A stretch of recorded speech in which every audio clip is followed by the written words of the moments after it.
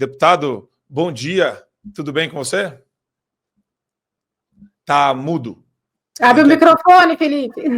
Com o microfone fechado. Bom dia, Marco. Bom dia a todos os telespectadores aqui do Show da Manhã. Uma alegria falar com vocês. Deputado, eu quero começar trazendo o tema que eu considero mais importante do momento, que é a queda do canal da Timeline. Você já está sabendo disso? Você tomou ciência? A Timeline é um canal de titularidade do Luiz Ernesto Lacombe.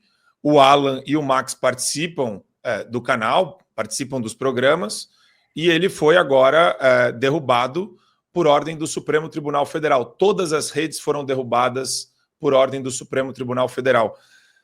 Existe alguma medida por parte dos deputados federais com relação a tudo isso que está acontecendo para pressionar o Supremo Tribunal Federal? Eu sei que a gente está no clima de eleição do Hugo Mota, do Alcolumbre, lá para a Câmara e para o Senado. Isso daí pode ser colocado como uma pauta prioritária para esses candidatos à presidência que já mostraram desinteresse com relação a esse assunto, já mostraram que não vão pautar nada nesse sentido? Marco, obrigado pela pergunta, porque eu quero aproveitar para cumprimentar o Lacombe que está aqui com a gente, porque a gente está nessa batalha pela liberdade de expressão, que é essencial, que é condição fundamental para a existência da democracia. A gente está nessa batalha desde 2019, enquanto o governo, a oposição da época, ou seja, o PT, se juntava com o Supremo Tribunal Federal e implementavam no Congresso Nacional a CPMI das fake news, nós estávamos lá trabalhando, lutando para preservar o direito fundamental à liberdade de expressão. Agora, é importante que se diga algumas questões. A primeira delas, essa decisão não tem qualquer respaldo jurídico. Essa decisão de agora é mais um triste episódio de censura prévia que nós estamos vivenciando ao longo desses últimos anos. E por que eu falo censura prévia? Porque a Constituição Federal, ela proíbe qualquer tentativa de censura prévia. E a partir do momento em que você retira as redes sociais de um veículo de imprensa, um veículo de comunicação independente, você está praticando censura prévia, porque você está impedindo que as pessoas saibam as informações que aquele veículo está falando. Eu fico imaginando se fosse com algum veículo de esquerda, o Brasil 247 ou o ICL, veículos que são notadamente de esquerda, que são veículos também considerados ditos independentes, porque não fazem parte dessa extrema imprensa, mas são de esquerda. Então, essa decisão ela é completamente ilegal, inconstitucional, é mais um triste episódio dessa batalha que nós estamos vivenciando desde 2019, da censura avançando cada vez mais, e a censura prévia agora, que é vedada pela Constituição Federal, que tem se transformado em regra, infelizmente. Eu tenho um projeto de lei, Marco, que é para proibir você ter qualquer decisão judicial que retire por tempo indeterminado as redes sociais de qualquer pessoa física, jurídica ou veículos de imprensa. Isso não tem respaldo, como disse, essa decisão já não tem respaldo legal. O Marco Civil da Internet proíbe isso. Então, mesmo assim, como nós estamos vivenciando momentos em que decisões judiciais são feitas sem base jurídica, sem base legal, eu tenho esse projeto de lei que já está protocolado há uns 2, 3 anos atrás, foi na legislatura anterior, pode ser uma solução, pode ser um caminho, para que esses episódios não voltem a ocorrer. Desculpa, pessoal, ato falho meu, eu fico tanto falando do Felipe Martins, o deputado Felipe Barros, eu já troquei o nome deles várias vezes, perdão, deputado Felipe Barros. Lacombe, queria saber, você tem uma pergunta para o deputado? A gente está meio perdido sem saber o que fazer, né? Porque o que a gente lê nos jornais é que o governo está preparando, deputado, um novo PL, né? Agora não é mais o 2630, vem uma versão piorada ainda do 2630, e o Rui Costa está aí dizendo que na semana que vem já, na volta dos trabalhos legislativos, eles vão tentar empurrar esse PL. Então eu quero saber como é que está o movimento parlamentar, porque a gente lembra que o movimento popular de reação ao PL da censura, ao 2630, foi muito forte, e o Arthur Lira, que de certa forma apoiava o projeto, né, ele percebeu que perderia a votação e tirou da pauta. Então eu quero saber, nessa volta dos trabalhos legislativos, como é que o senhor enxerga essa situação, o governo tentando pressionar com um novo PL da censura, ainda pior do que o anterior, e a oposição de que maneira vai reagir a isso? De que maneira pode reagir a isso, deputado? Lacombe, eu vou ser muito honesto com todos vocês e com a nossa audiência aqui. Eu acho que qualquer tentativa do governo em avançar com projetos de lei, como o PL 2630, que é o projeto de lei da censura, não tem qualquer tipo de possibilidade de avançar, pelo menos na Câmara dos Deputados. Não há qualquer clima para que isso avance na Câmara. Nós vimos isso acontecer durante toda a discussão do projeto de lei 2630, e eu fiz parte de todo o grupo de trabalho, comissão especial do projeto 2630, desde o início, desde a legislatura passada. Nós vimos a ampla participação popular quando o presidente Lira decidiu colocar na pauta esse projeto de lei. A população se manifestou, fazendo com que até aqueles deputados dos partidos de centro recuassem. Aí o Lira retirou de pauta e criou um grupo de trabalho ou uma comissão especial, não lembro se foi qual das duas. Mas o fato é que os partidos sequer indicaram os membros para o grupo de trabalho do projeto de lei 2630, porque nenhum parlamentar queria enfrentar esse debate e enfrentar a opinião pública que é majoritariamente contra o projeto de lei 2630. Então, se o foco do governo é esse, o governo vai levar mais uma lapada dentro da Câmara dos Deputados, eu não tenho a menor dúvida disso. Perfeito. Sté, gostaria de saber, tem uma pergunta para o deputado? Tenho, eu quero saber sobre a Ambipar, deputado.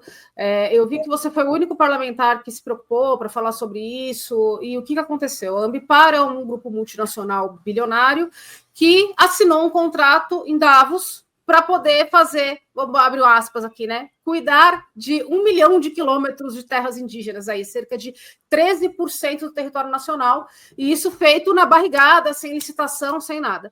O que você conseguiu ver disso até agora? Quais as medidas que você está tomando sobre isso? Explica para a gente melhor esse negócio aí, porque eu estou com muita dúvida disso aí, eu não estou entendendo. Por que o Supremo não deu 24 horas para ninguém explicar isso? Um contrato assinado no exterior para um grupo multinacional cuidar de não sei quantos quilômetros de território aqui, Guajajara não fala nada, estamos todos assim, alarmados, tá? Estou perplexa. Diga para mim, o que você viu sobre isso? Obrigado, Sté, pela pergunta. Olha, esse caso é um escândalo, gente. Para vocês terem ideia, na semana passada, em Davos, o secretário executivo do Ministério dos Povos Indígenas assinou um protocolo de intenções com os diretores dessa empresa chamada Ambipar. Esse protocolo de intenções tem um objetivo: colocar a Ambipar como uma empresa que faz gestão de serviços públicos em todos os territórios indígenas brasileiros. Nós estamos falando de uma área de 1 milhão de quilômetros quadrados, áreas que todos os territórios indígenas do país, ou seja, então, nós estamos falando de territórios do Rio Grande do Sul ao Acre, todos os estados têm pelo menos 1, 2, 3 áreas de territórios indígenas, uma área equivalente ao tamanho da França e da Inglaterra juntas, portanto, 14% do território nacional, em que essa empresa Ambipar fará a gestão de serviços públicos, seja lá o que isso signifique. Né? E aí, então, quando isso veio à tona, primeiro a partir de perfis nas redes sociais, depois veículos de imprensa também passaram a abordar o assunto, eu gravei um vídeo no domingo dizendo que isso era um completo absurdo, porque, veja, não houve qualquer tipo de concorrência pública, de processo licitatório para que o governo federal contratasse essa empresa Ambipar. Não houve qualquer tipo de diálogo com as comunidades indígenas para saber se as comunidades indígenas gostariam de ter gestão de serviços públicos em cada uma dessas áreas. As comunidades indígenas sequer estavam sabendo disso. Então, é completamente ilegal. Aí eu gravei o vídeo dizendo que eu estava fazendo uma série de requerimentos de informação para o Ministério dos Povos Indígenas, pedindo esse protocolo de intenções na íntegra, porque aí entra um fato curioso. Eles assinaram esse protocolo de intenções na semana passada em Davos. Só que eles não se conheceram em Davos e resolveram assinar um protocolo de intenções que tiraram do chapéu.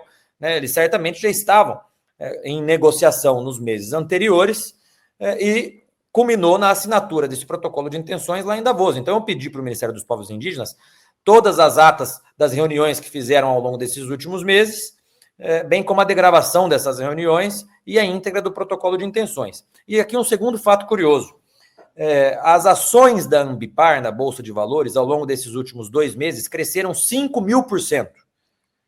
O que me leva a crer que houve divulgação de informação privilegiada para algumas pessoas para que comprassem ações da Ambipar, já sabendo da assinatura desse protocolo de intenções. Porque por qual razão uma empresa, nos últimos 2 meses, ou seja, janeiro, dezembro e finalzinho de novembro, cresceria 5.000% as suas ações na Bolsa de Valores?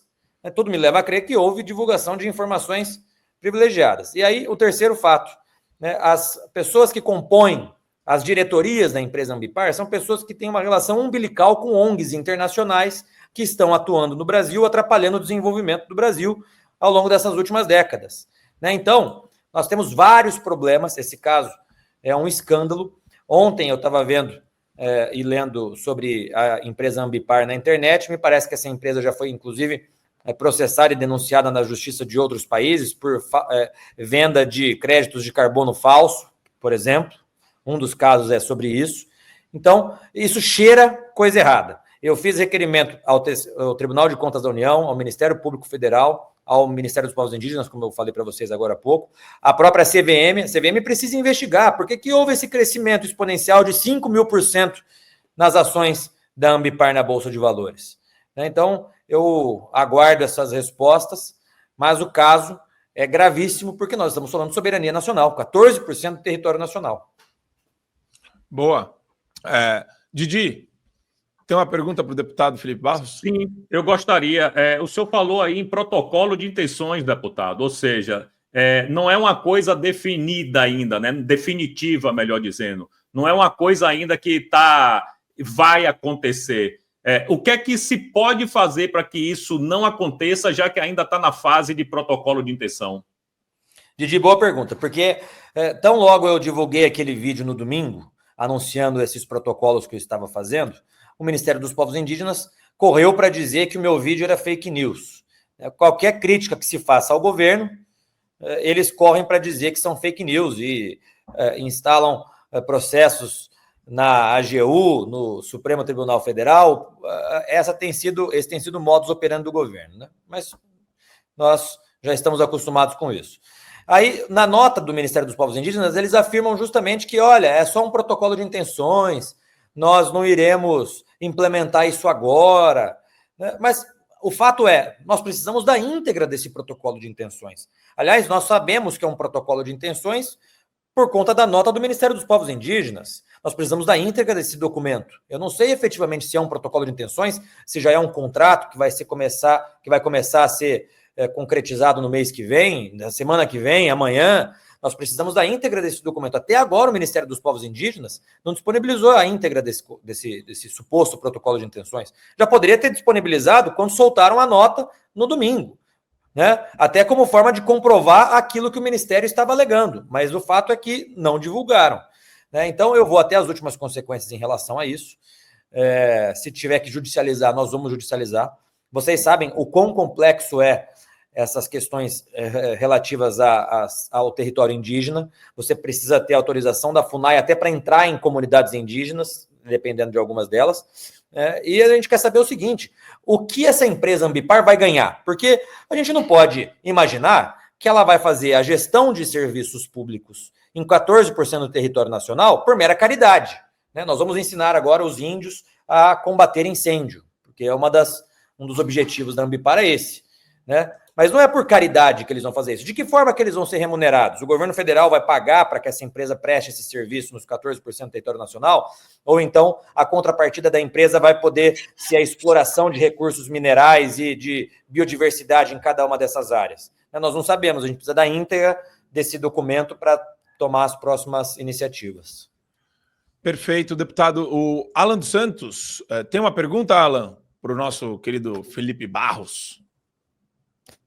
Olha, pergunta não, é mais como é que eu posso dizer assim, eu tenho visto muito o Congresso brasileiro tentando se preocupar com comissões e, por exemplo, o apoio ao Mota, o apoio ao Alcolumbre, já vi várias explicações do Eduardo, do próprio Jair Bolsonaro, e o que a gente está vendo é que cada vez mais os deputados de direita não estão num consenso. Quando estão dialogando com o povo, tentam trazer a experiência de Congresso, que você realmente precisa de comissões, sem comissões parlamentares não são nada, só que essas alianças com Alcolumbre, Mota, o Mota lá junto com, ontem era o Tarcísio, Mota, Valdemar Costa Neto, Valdemar Costa Neto, tinha petista, tinha todo mundo, Gleizinha estava lá. E, assim, eu entendo essa questão da necessidade das comissões, mas o povo fica ali vendo os partidos de direita não conversarem, né, o Novo com o PL, etc. E a coisa vai se transformando assim. Eu estou vendo um flashback do que o Olavo falava da época do PFL, né, quando o PFL não estava ali peitando os esquerdistas e o PFL foi deixando, o DEM depois foi enfraquecendo. E o meu medo é que esses partidos que são necessários para que vocês estejam nesses partidos, meu medo é que esses partidos cada vez mais fiquem num contorno de ser o mais do mesmo, de ser aquela água insalubre ali e o pessoal não ter um partido e uma agenda muito clara conservadora. Como é que vai resolver essa equação de necessidade de comissões e, ao mesmo tempo, apoiando políticos que, quando fala o nome, a gente tem vontade de vomitar? Alan, uma excelente... Não foi bem uma pergunta, né? Foi um comentário, mas eu também tenho essas ponderações quando converso com os nossos colegas e até pensando assim comigo mesmo. Mas, assim, vou tentar trazer para vocês aquilo que eu penso sobre as eleições de presidência da Câmara e do Senado. Olha, bom, em primeiro lugar, a gente precisa entender quem são os nossos verdadeiros adversários. Na minha opinião, o nosso principal adversário é o PT, é a esquerda, são os comunistas, é o governo federal, é o Lula, né? Isso é um fato. Portanto, nós temos ali os partidos de centro, que fizeram parte do governo Bolsonaro e que fazem parte agora do governo Lula e que fazem parte de todos os governos, independente de qual governo seja. Esse é o primeiro fato, identificar os nossos verdadeiros adversários. Segundo ponto, entender que nós estamos num regime em que os partidos de centro detêm aproximadamente 300 votos, nós da direita 120, 130 e mais 120, 130 dos comunistas, dos partidos de esquerda, enfim. Ou seja, nós, só o bloco da direita, não temos os votos suficientes para ganhar uma eleição de presidente da Câmara. Para isso, nós precisaríamos ter pelo menos 257 votos, né, o que pode ser, inclusive, uma meta para 2026. Nós temos uma bancada hoje de 100, vamos aumentar para que a gente tenha pelo menos 200 deputados, porque aí a gente consegue arregimentar outros tantos de outros partidos. Então, saber dos fatos, né? Nós temos uma bancada de 130, que não é suficiente para ganhar uma eleição. Então, veja, você tem alguns fatos. O sucessor do Lira, o deputado Hugo Mota, ampla vantagem. Né? Qualquer outra candidatura, pelo menos a eleição, a gente sabe que só termina a hora que abre a urna, mas até agora nenhuma outra candidatura aposta tem chances de ganhar a eleição do Hugo Mota. Daí nos resta duas alternativas. Ou estaremos no bloco junto com quem nitidamente vai ganhar a eleição, ou ficamos fora do bloco. Né? E a nossa escolha, a depender da nossa escolha, nós teremos as consequências dela. Né? Se nós estivermos fora do bloco, o PL, que é o maior partido da Câmara, vai ficar sem as principais comissões da casa, não vai sentar à mesa para conversar sobre as pautas que devem avançar na Câmara e as pautas que não devem avançar, e nós ficamos, portanto, sem os meios de ação para agir enquanto oposição e avançar com as pautas que nós queremos avançar.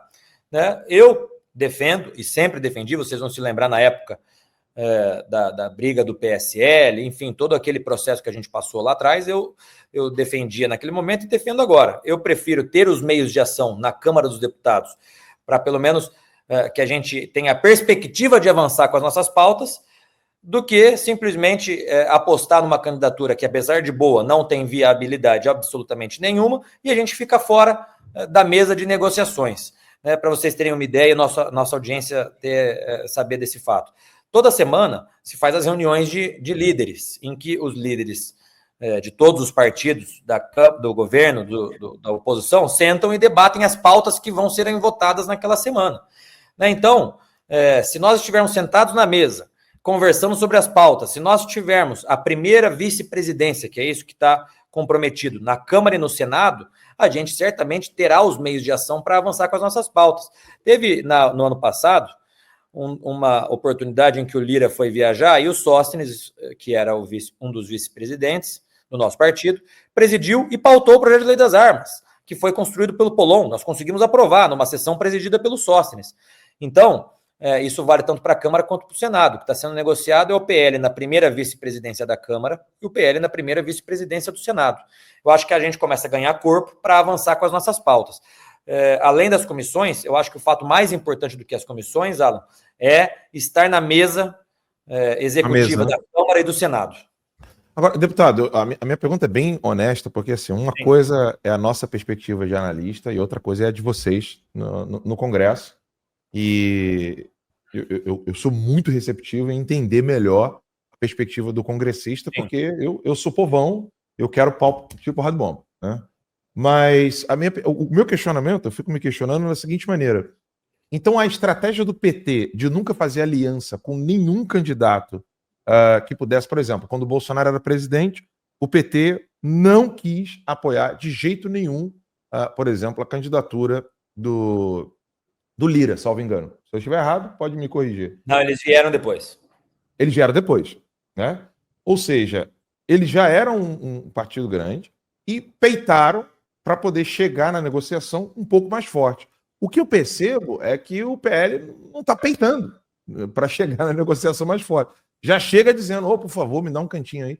Eu acho que essa é a minha perspectiva de analista. Não sou político, entendo perfeitamente que existe a necessidade de vocês estarem ali na mesa, nas comissões, etc.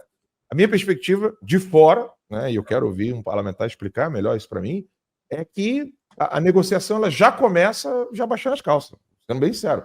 Ou seja, falta um pouco mais de falar assim, olha, aqui não, né, nós queremos dessa maneira, você só terá nosso apoio se isso aqui... E aí, nem que seja para fingir para o público, para mim, eu fico ali igual um otário, felizão, achando que alguma coisa vai andar, nem que seja falar assim, olha, vai lá, peita e o público vai lá, isso mesmo, a gente tem que negociar já com um pouco mais de fibra, porque senão, assim, logo de cara, é o Hugo Mota, logo de cara é o Alcolumbre, e aí, no frigir dos ovos, o Alcolumbre vai ser eleito de qualquer maneira, o Mota vai ser eleito de qualquer maneira, e quem fica à mercê os deputados e o povo, né? Eu entendo perfeitamente, eu não estou aqui fazendo discurso de não, tem que peitar de qualquer maneira, não é isso. Afinal de contas, a gente não teria o Nicolas. Eu acho que o Alan está batendo num ponto que eu acho bem interessante, que é a semiótica do negócio todo, né? A impressão que passa para todo mundo é, poxa vida, mas o que está sendo negociado, por mais que seja uma vaga numa comissão ou na mesa, a ideia é que os discursos enfáticos de impeachment do Moraes ou de PL da anistia ou de defesa contra projetos de lei de censura que eles estão tentando passar agora, vão tentar colocar força máxima nesse começo de ano legislativo, parece que isso tudo vai vir de arrastado depois e não é colocado antes, que daria mais força também, né? Eu entendo que isso dá um poder de pressão maior, porque a população está do lado de vocês nesses pontos, né? A população está bem atrás de vocês nesses pontos. Sim, Alan... Desculpa, enfatizar isso que ele falou, né? Se temos só 100, por que não 200, né?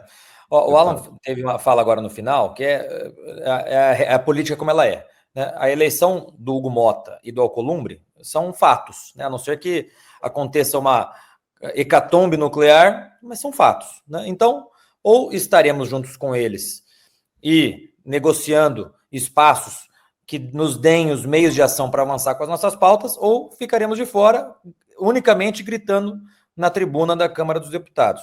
Eu me lembro, Alan, na primeira eleição do Lira, né? Então a gente vinha ali com a presidência do Rodrigo Maia, o Lira foi candidato, na época nós estávamos no governo Bolsonaro, todos nós, além de vários partidos de centro, apoiamos o Lira, e a esquerda apoiou o deputado Baleia Rossi, né? Vocês vão se lembrar desse movimento, do deputado Baleia do MDB, junto com as esquerdas, então ficou a disputa entre Lira e Baleia. Qual foi a consequência?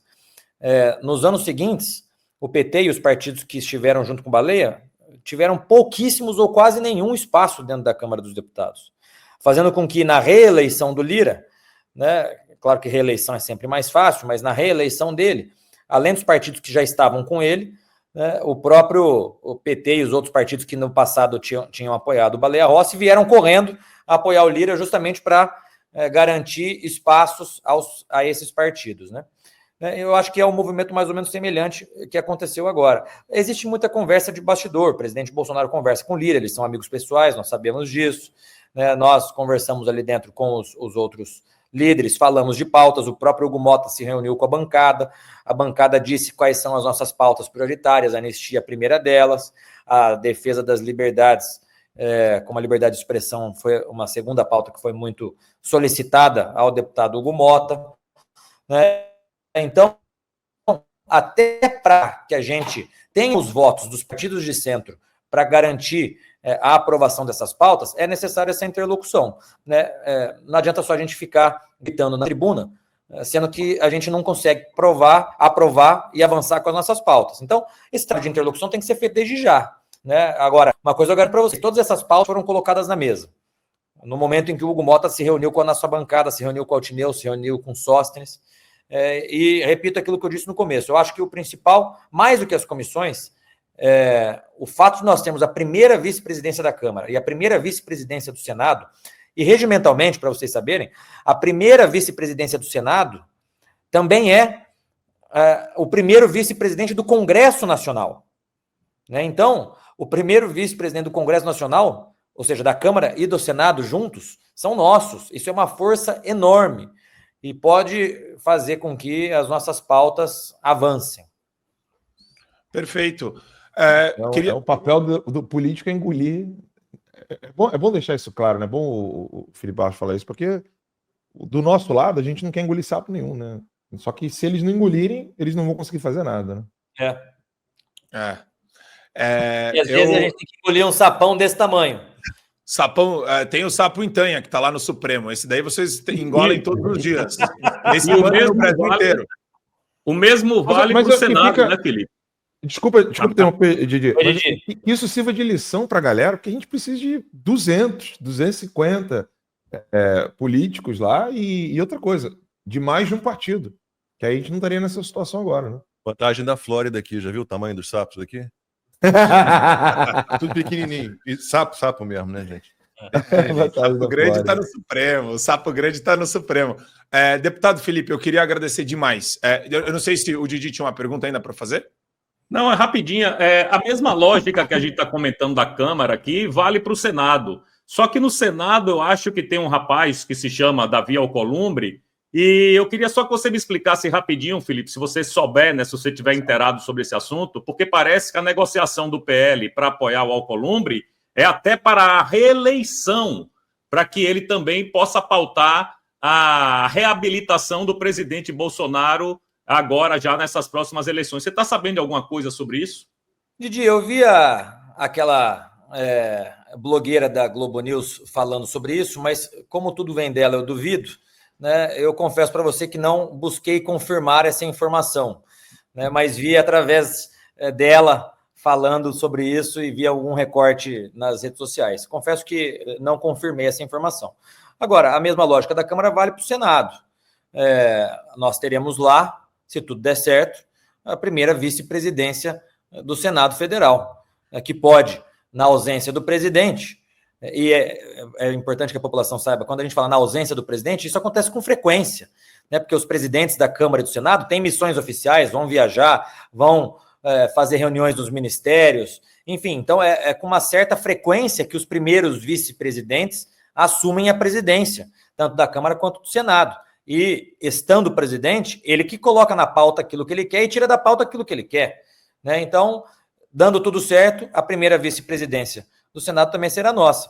Na eleição passada, nós tivemos a candidatura do líder Rogério Marinho, que fez, salvo engano, um pouco mais de 30 votos, foi uma votação expressiva, mas não foi suficiente para ganhar. E o PL ficou sem absolutamente nenhum espaço, né? Precisaram passar praticamente um ano inteiro negociando com outros partidos a cessão de alguns espaços, seja nas presidências, de comissões, seja até na própria mesa.